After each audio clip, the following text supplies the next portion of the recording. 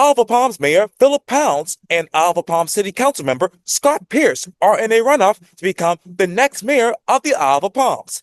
I talk one-on-one with Mayor Pounds for this edition of Quintin's Close-Ups. And if you haven't already, subscribe to my YouTube channel and like Quintin's Close-Ups on Facebook. Alva Palms Mayor Phillip Pounds, welcome back to Quintin's Close-Ups. Thank you, Quintin. Appreciate you reaching out. Oh, you're welcome. I reached out to you last week because obviously you, as an incumbent, and your challenger, Scott Pierce, will obviously appear in the runoff for Alva Palms mayor. And that's because you all, in your particular case, reached 48% of the vote, while Scott reached 45% of the vote. So tell me, Mayor, what landed you in this runoff? Say, what did what? What landed you in this runoff? Yeah, Quintin, we were within 20 votes of not having to do a runoff, and I know you and I talked last time I was elected. I barely avoided a runoff then. When you have, I think we had a couple of thousand people cast votes on last Tuesday. So when you have that small a number, it doesn't take much to, and a three-person race, it doesn't take much to put you in a runoff, quite honestly. So disappointed that we weren't able to close it out on last Tuesday, but we'll plow forward and keep doing our thing between now and the 18th when the runoff is, and hope things go our way. As a matter of fact, continuing on what you just said, you told WCIB this quote: "I appreciate every vote. I wish, as you just mentioned, we could have had something settled tonight for sure. I just hope everybody will stay engaged and come back out in the next couple of weeks." So how are you and your team will keep these voters engaged? Yeah, and Quintin, so I've set up a series of coffees. One kicks off in the morning. I think I have three between now and the runoff date. Just trying to give folks one last opportunity to ask questions or reach out. I can't imagine there's too many people that are undecided at this point. But in case they are, I want to keep people engaged. We're continuing our social media push. Our email push to people, just again, just to make sure they do stay engaged, realize there is early voting, not as convenient as when during the general election, but there is early voting.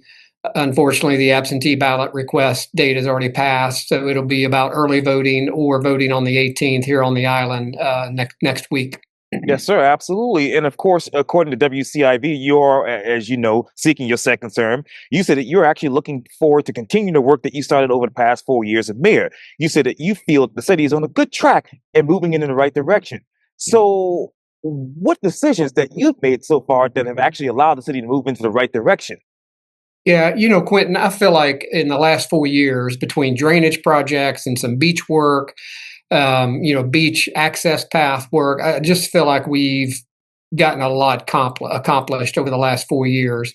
But as you know, in a municipality, the work's never done, for sure. There's always other projects and other items to be done. But I feel like we're moving in the right direction. I feel like we've gotten a lot accomplished in a fairly short time frame. But I would certainly like to see some additional projects completed. We've got a big beach renourishment project coming up next year that is $20 to $30 million, somewhere in there, in that kind of range. We've got a waterway boulevard path that we've been talking about some time. You and I've talked about it a couple of times. We have finished phase one this past month. Phase two will kick off hopefully in January timeframe if we get permitting done. With the government shutdown, some of that state agency, some of it's federal, that's going to throw a wrench in things, but hopefully we can get phase two on that particular project kicked off. So Quintin, there's just some things that are longer term that don't get done in 4 years that I would love to see come to fruition if possible. What else do you want to actually see come to fruition during your second term if elected? Yeah, so again, the waterway path project is absolutely one. The beach renourishment project that we have next year, we've had some pretty severe erosion the last couple of years, so I would love to see that will get done. We have to get that done. That's our primary engine, from an economic standpoint on the island. There's another drainage project that will kick off in January, February timeframe. I just feel great about the rain that we've had this year, and in that one weekend where we had 8 to 9 inches. The projects that we've done on this island made a noticeable difference as far as standing water and such. So, those feel good, Quentin, when there's actually real tangible results that you can see and feel, and that the residents and visitors can see and feel. We've made, a number of upgrades at our recreation center. There's just never a lack of work to be done, Quentin. So those are some of the projects I'd love to see done. We've made significant strides on improving our relationships around the Low Country, and it's at the state level. That is a day-to-day, hand-to-hand combat work that's not headline grabbing by any stretch, but it's certainly work that needs to happen that, I think has allowed us to get over $13 million in grant money over the last 4 years. And, those have been anything from drainage projects to marina dredging to beach access path boardwalks. So, again, I feel good about where we've been and would like to continue that work. And I really wanted to get you back on Quintin's Close-Ups when we had that nor'easter a couple of weeks ago to get an update on where the erosion took place, or if any. So you talk about that standing water. Where was the standing water when this nor'easter took place? Yeah. So again, kudos to our team. It was, Palm Boulevard's typically a hot spot for us, and there were certainly spots on Palm Boulevard. But again, from my view, nothing like it's been in the past. On Waterway Boulevard, Oh, there's yeah. certainly some hot spots, and they continued. But again, just through the work of our team and some of the projects that we've completed over the last 4 years, significantly less standing water than we've had in prior years, for Mm. sure. Now, going back to Waterway Boulevard, obviously you just talked to me and have talked to me about that expansion.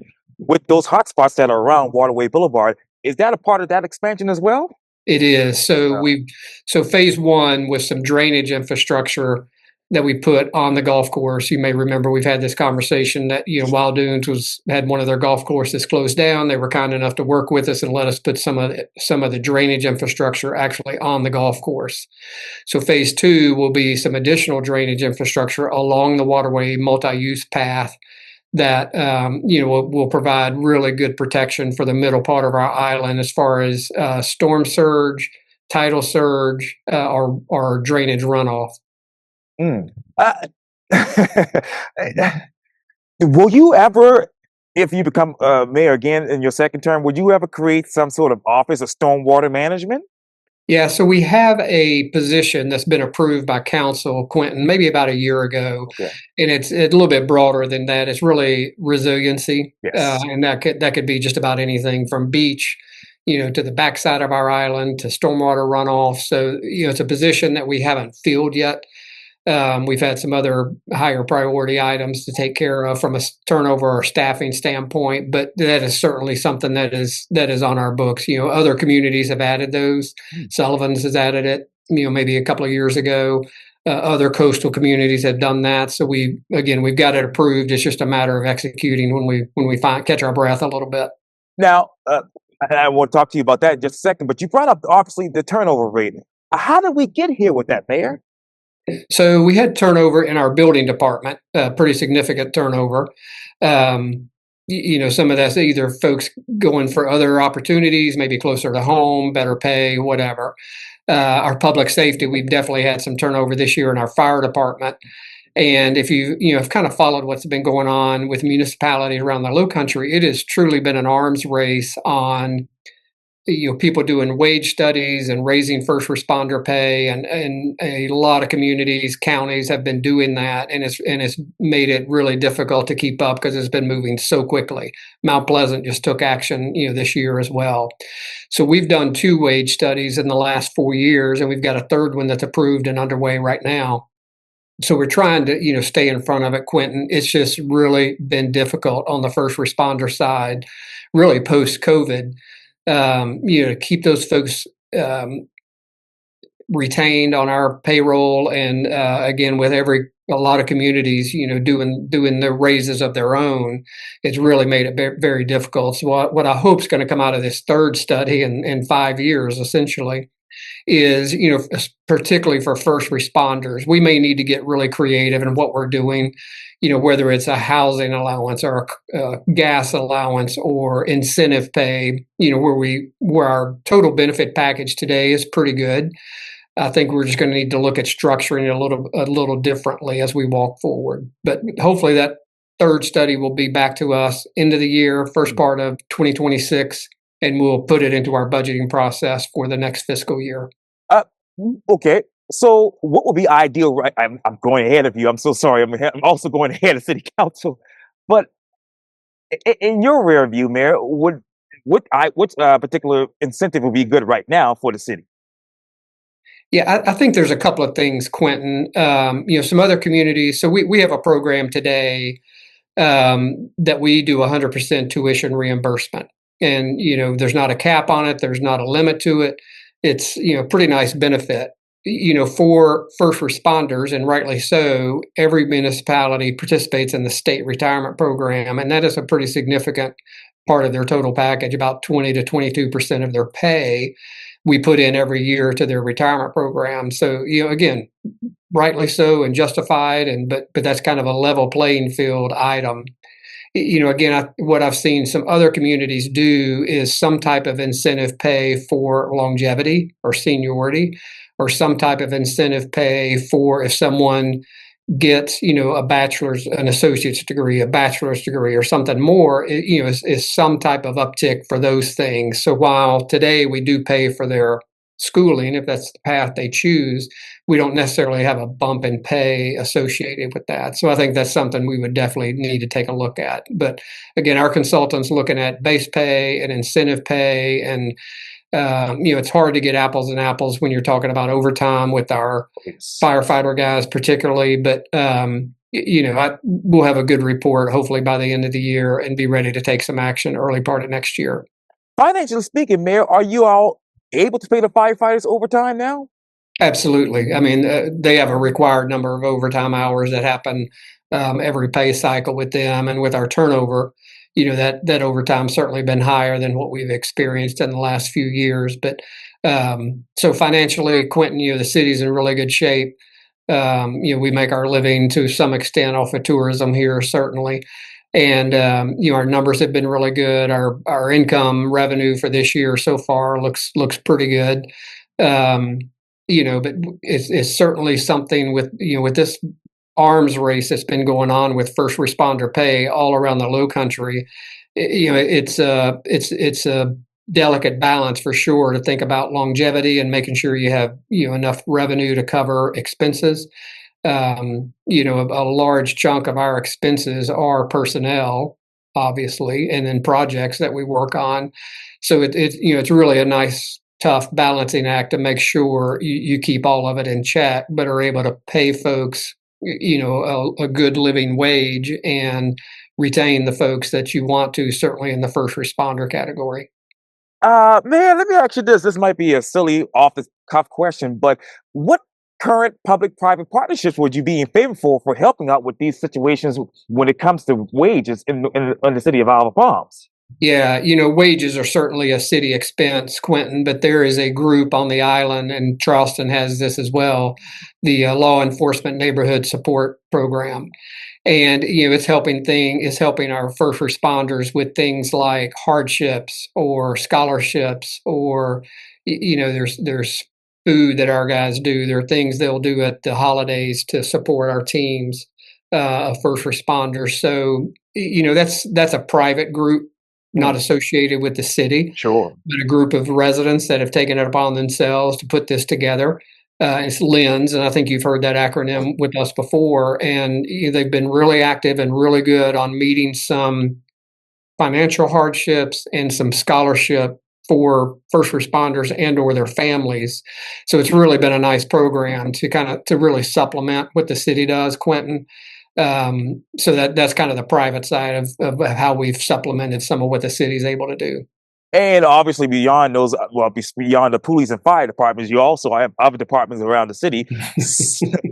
We uh, do, yeah. how many of those positions will actually have a salary survey in the next couple of years?